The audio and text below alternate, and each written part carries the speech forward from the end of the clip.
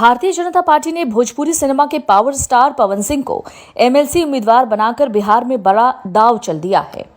BJP के पवन सिंह वाले दांव से 5 जिलों में एनडीए की ताकत बढ़ेगी। भाजपा और पवन सिंह दोनों के लिए आगे बढ़ने का यही सबसे सुरक्षित रास्ता था। पवन सिंह पहले एमएलसी बनकर राजनीति में स्थापित हों, फिर इसके बाद ऊंची उड़ान भरें। फिलहाल किसी चुनाव से दूर रहना दोनों के लिए फायदेमंद था। पवन सिंह से जुड़े विवाद उसकी चुनाव राह में रोड़ा बन रहे थे। अच्छे भले वो आसनसोल से चुनाव लड़ रहे थे कि अचानक बंगलिनिया गाने ने सब कुछ बिगाड़ दिया। 2025 के विधानसभा चुनाव में वो उतरने ही वाले थे कि अचानक उनकी पत्नी ज्योति सिंह ने उनके खिलाफ चुनाव लड़ने की घोषणा कर दी। पवन सिंह चाहकर भी विधानसभा चुनाव लड़ नहीं पाए। तब बीजेपी के लिए एक ही रास्ता बचा, पवन सिंह को उच्च सदन में भेजा जाए। राज्यसभा चुनाव के समय गठबंधन की मजबूरियों के चलते बीजेपी पवन सिंह को टिकट नहीं दे पाई, लेकिन इसकी भरपाई उसने विधान परिषद चुनाव में कर ली। एमएलसी का उम्मीदवार बनना पवन सिंह का डिमोशन नहीं, बल्कि एक बड़ी मंजिल का एक छोटा सा पड़ाव है। इस बात की पूरी संभावना है कि बीजेपी उन्हें 2029 के लोकसभा चुनाव में आरा से उम्मीदवार बनाए।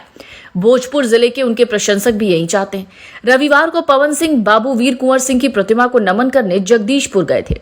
उनकी एक झलक पाने के लिए प्रशंसकों की भारी भीड़ थी। उनके युवा प्रशंसक नारा लगाने लगे, आरा का सांसद कैसा हो, पवन सिंह जैसा हो।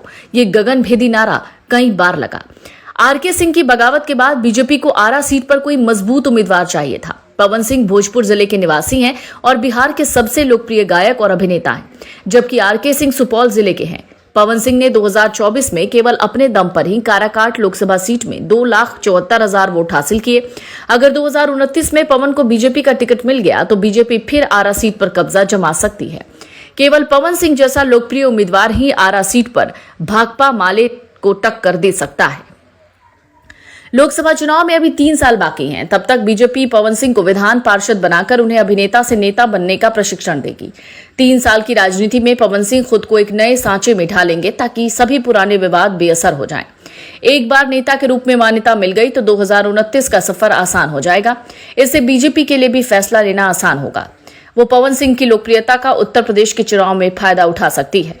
बीजेपी के 2 सांसद मनोज तिवारी और रवि किशन और एक विधान पार्षद पवन सिंह अपनी लोकप्रियता से उत्तर प्रदेश का चुनावी माहौल बीजेपी के अनुकूल बना सकते हैं। देर आए दुरुस्त आए, देर से ही सही, बीजेपी ने पवन सिंह को विधान परिषद चुनाव का उम्मीदवार बनाकर अपना पुराना वादा पूरा कर लिया। इससे बीजेपी के कार्यकर्ताओं का मनोबल बढ़ा है। पवन सिंह के विधान पार्षद बनते ही भोजपुर, रोहतास, सासाराम, कैमूर और बक्सर में एनडीए की स्थिति पहले से और ज्यादा मजबूत होगी।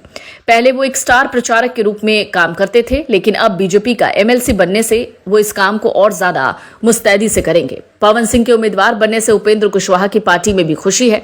जब पवन सिंह जगदीशपुर गए थे उस समय राष्ट्रीय लोक मोर्चा के नवनिर्वाचित प्रदेश अध्यक्ष आलोक कुमार सिंह भी उनके साथ थे।